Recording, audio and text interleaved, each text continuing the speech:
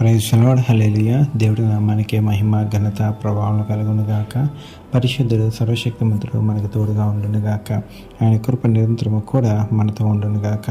ఈ ఉదయకాల సమయంలో దేవుడు మనతో మాట్లాడుచున్న మాట కీర్తన గ్రంథంలో 24వ అధ్యాయము 4వ వచనము 5వ వచనంలో, వృద్ధమైన దాని యందు మనసు పెట్టకయు, కపటముగా ప్రమాణము చేయకయు, నిర్దోషమైన చేతులను శుద్ధమైన హృదయమును కలిగి ఉండువాడే వాడు యెహోవా వలన ఆశీర్వాదము నందును, తన రక్షకుడైన దేవుని వలన నందును.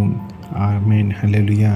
చూడండి, వ్యర్థమైన దాని యందు మనసు పెట్టక కపటముగా ప్రమాణమును చేయక అంటున్నాడు. ఇక్కడ వ్యర్థమైన దాని అందంటే ఈ లోకంలో దేని మీద మనసు పెట్టుకున్నా అది వ్యర్థమే.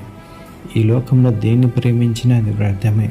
అది జాబ్ కావచ్చు, అది బిజినెస్ కావచ్చు, లేకపోతే మరి ఏదైనా వస్తువు కావచ్చు, మనుషులు కావచ్చు, మరి గృహము కావచ్చు, వెండి బంగారం, దేన్ని ప్రేమించినా వ్యర్థమే అంటున్నాడు దేవుడు. దేని మీద కూడా మనసు పెట్టుకోవద్దు అంటున్నాడు. అందరికీ తెలుసండి, ఈ లోకంలో ఒంటరిగా వచ్చాము, ఒంటరిగానే వెళ్ళిపోతామని అందరికీ తెలుసు. ఒకసారి జ్ఞాపకం చేసుకోండి, దేవుడు ఈ లోకంలోకి మనిషి నుంచి మనిషిని పుట్టించాడు. మనిషి నుంచి మనిషి లోకంలోకి వచ్చిన తర్వాత అతను చనిపోయినప్పుడు కేవలము మట్టిలో కప్పబడినప్పుడు ఏమీ ఉండదు, అంత నీళ్ళు. అదందరికీ తెలుసు. తెలిసినా కూడా ఏదో ఆరాటం, ఏదో ఆపేక్ష. ఎలా అంటే మనుషులు ఎలా ఉంటారంటే, సముద్రపు అలలు భయంకరంగా వస్తూ ఉంటాయి కదా, వాటిని ఎట్లయినా సరే అణచాలని ఎంతో ప్రయాసపడుతూ ఉంటారు. కానీ అవి వారు అణచలేరు. ఆ తరంగములు, కెరటములు కూడా అవి ఎగరటం కూడా అవి ఆపవు. ఎందుకంటే సముద్రము అలలు వేయటము దాని నైజం ఎట్లానో అదే రీతిగా మనిషి కూడా ఈ లోకంలో ఉన్న వాటన్నిటిని కూడా విడిచిపెట్టడం కూడా మనిషి యొక్క నైజంగా చేసుకోవాలి. చూడండి, అందుకే దేవుడు అంటున్నాడు కదా, ఇంకొక మాట అంటున్నాడు, నిర్దోషమైన చేతులను శుద్ధమైన హృదయంను కలిగి ఉండు వాడంట యెహోవా వలన ఆశీర్వాదం నొందునంట, తన రక్షకుడైన దేవుని వలన నీతిమత్తత్వమును నొందునంటున్నాడు. నిర్దోషమైన చేతులు. ఈ కపటంగా ప్రమాణాలు చేసేవారు కూడా కొంతమంది ఉంటారండి.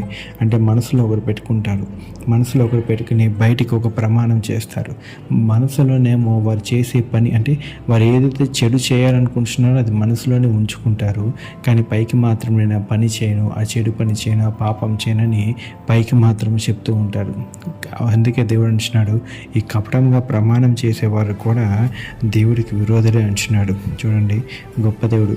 కానీ దేవుడు అంటున్నాడు, ఎప్పుడు కూడా నిర్దోషమైన చేతులు, శుద్ధమైన హృదయం కలిగిన వాడే దేవుడికి కావాలంటున్నాడు. అలాంటి వారు దేవునికి ఎంతో ఇష్టమైన వారు, పరిశుద్ధంగా జీవించేవారు, నీతిమంతులు, వీరందరూ కూడా దేవునికి ఎంతో ఇష్టమైన వారు అన్నమాట. ఆ రీతిగా దేవుడు మన హృదయాన్ని ఉంచుకోవాలంటున్నాడు. గొప్ప దేవుడి వాక్యం దేవుడు దీవించి ఆశీర్వదించునుగాక. ప్రార్థన చేసుకుందాం. పరిశుద్ధుడు, సర్వశక్తిమంతుడు, సర్వాధికారి, రాజా, వందనములు దేవా, నీకే స్తోత్రాలు చెల్లిస్తున్నామయ్యా. నిన్న నేడు ఏకరీతిగా తండ్రి, మీ నామానికే స్తుతి, ఘనత, మహిమ, ప్రభావం కలుగునుగాక. పరిశుద్ధుడు నా పరమ తండ్రి, అవును నా పరమ తండ్రి, కపటంగా నా పరమ తండ్రి ప్రమాణం చేసేవారు ఎందరో ఉన్నారయ్యా. వ్యర్థమైన దాని యందు మనసు పెట్టేవారు ఎందరో ఉన్నారు నా పరమ తండ్రి. వారి హృదయాలన్నీ మారాలి, వారి హృదయాలన్నీ కడగాలి, వారి హృదయంలోనే నా పరమ తండ్రి వేసే ఆలోచన పుట్టునుగాక యేసుక్రీస్తు నామంలో.